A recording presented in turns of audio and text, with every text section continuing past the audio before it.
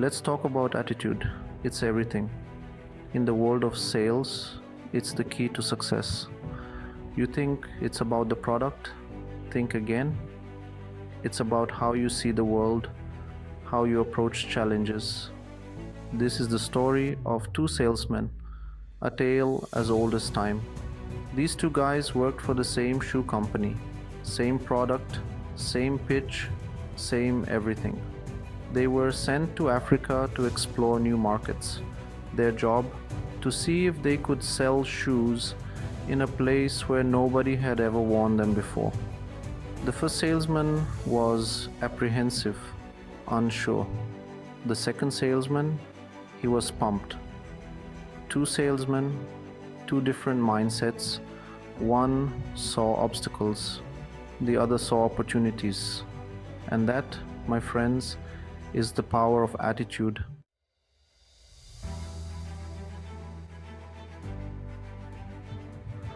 Imagine this, a place where no one wears shoes. Is it a useless place for a shoe salesman or a great chance to sell shoes? Perspective, it's everything. The first salesman saw a problem. Nobody wears shoes here, he thought. It's hopeless. He packed his bags and went home, feeling defeated. But the second salesman saw a need. Nobody wears shoes here, he thought. That's my chance.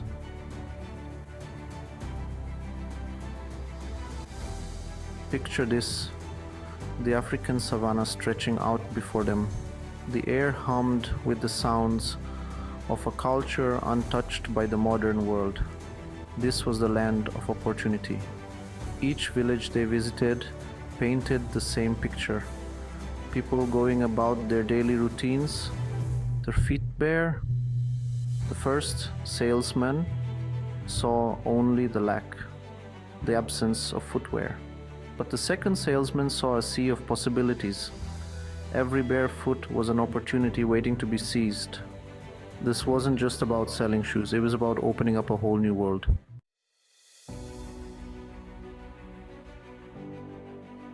The first salesman, drowning in his negativity, fired off a message to his manager. It's a lost cause, he wrote. These people don't wear shoes. They don't want shoes. There's no market here.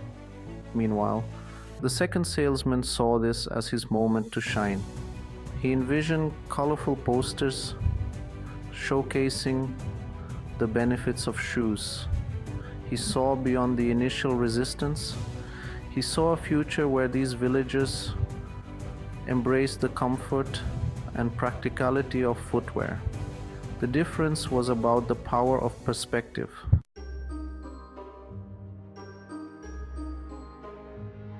The first salesman felt the weight of his perceived failure. Each barefoot was a reminder of his inability to crack this market. He had come armed with sales pitches and marketing strategies, yet here his tactics felt useless. He reached for his satellite phone and dictated his message of defeat.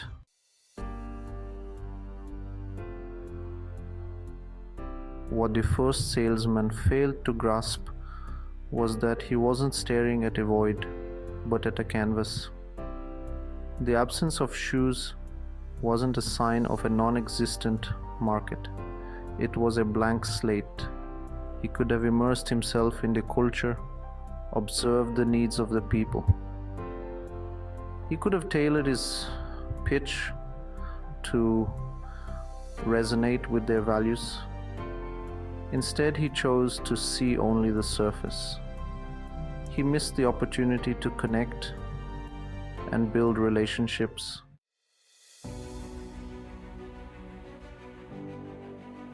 The first salesman, shackled by his own closed mind, became a prisoner of his negativity.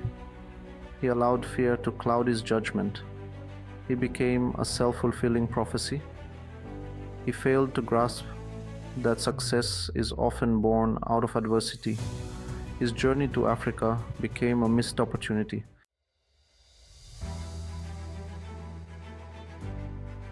The second salesman arrived with the dust of the savannah clinging to him, not as a symbol of defeat, but as a badge of adventure. His arrival was marked by a surge of energy. He didn't just step off the jeep, he bounded off, eager to immerse himself in this new world. He saw not a lack of footwear, but a symphony of human resilience. Instead of isolating himself, he sought connection. He sat with the village elders, listening intently. He joined the children in their games. His notebook became a treasure trove of observations.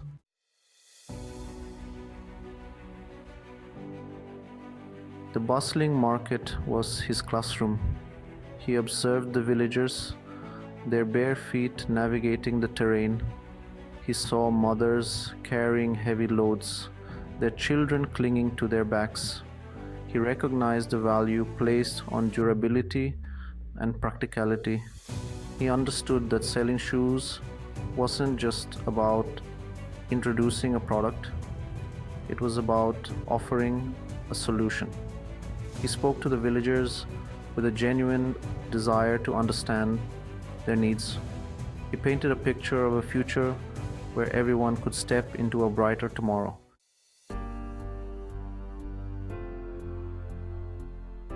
The second salesman understood that trust was the foundation of any successful venture. He rolled up his sleeves and embraced the spirit of collaboration. He worked alongside the villagers, constructing a display for his shoes. He organized demonstrations in the heart of the village. He encouraged them to try on the shoes. He answered their questions with patience and respect. He didn't force his product upon them. He invited them to be a part of the journey. Slowly, the seeds of change began to sprout.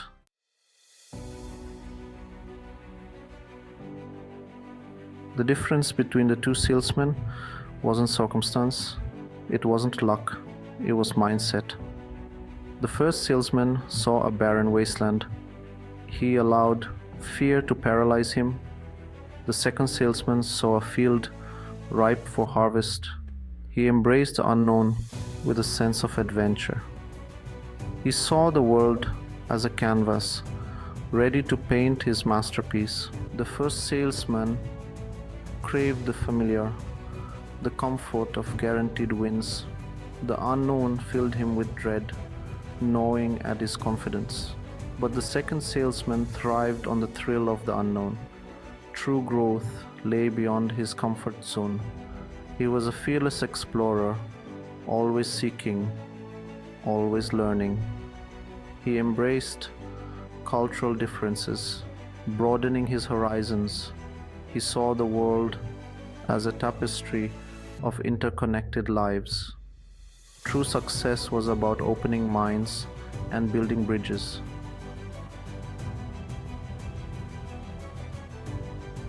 The first salesman saw a challenge and crumbled beneath its weight. He allowed setbacks to define him, to erode his confidence. But the second salesman saw challenges as stepping stones, opportunities to prove his mettle. He emerged stronger and more determined. He understood the path to success was paved with obstacles. In high-pressure moments, he thrived, turning setbacks into triumphs, proving anything was possible with grit and determination. He embraced failure as a valuable teacher. He was a true champion, rising above setbacks, transforming challenges into triumphs, emerging stronger and unstoppable.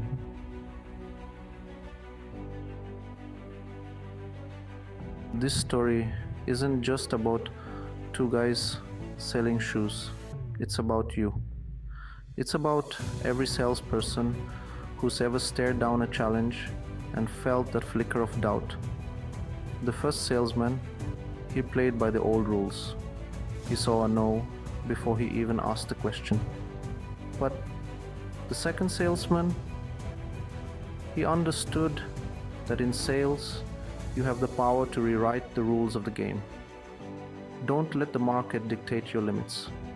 Don't accept no from someone who doesn't have the power to say yes. Dig deeper. Find the influencers, the decision makers, the ones who are hungry for what you're offering, even if they don't know it yet. Break the mold. Don't be afraid to challenge the status quo, to question the way things have always been done. The best salespeople, the ones who crush their quotas and redefine what's possible. They're the ones who aren't afraid to get creative, to think outside the box, to find solutions where others see only obstacles. And when you find that sweet spot, that perfect blend of innovation and persuasion, that's when the magic happens. That's when you close deals that seemed impossible, when you build a reputation as a game changer, as someone who can move mountains one sale at a time.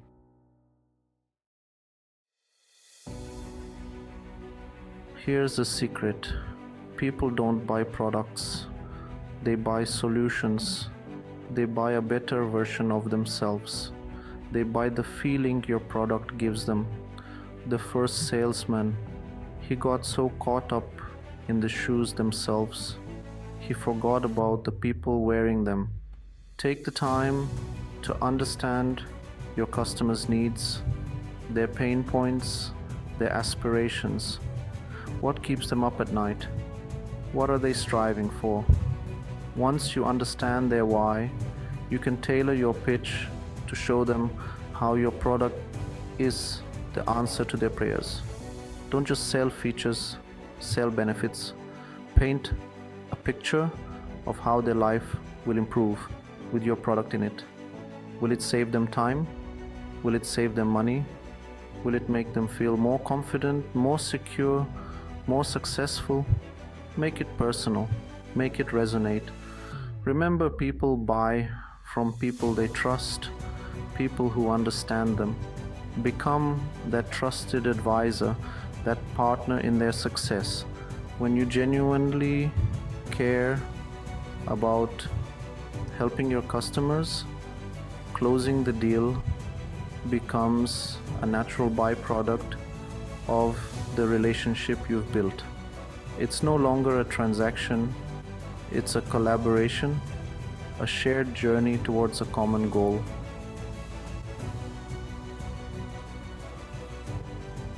It's a tale as old as time, but it's more than just a story. It's a mirror. Which salesman do you see when you look in the reflection? Are you the one who throws in the towel before the game even begins? Or are you the one who sees the game is waiting to be won, waiting to be conquered? The choice, my friend, is yours.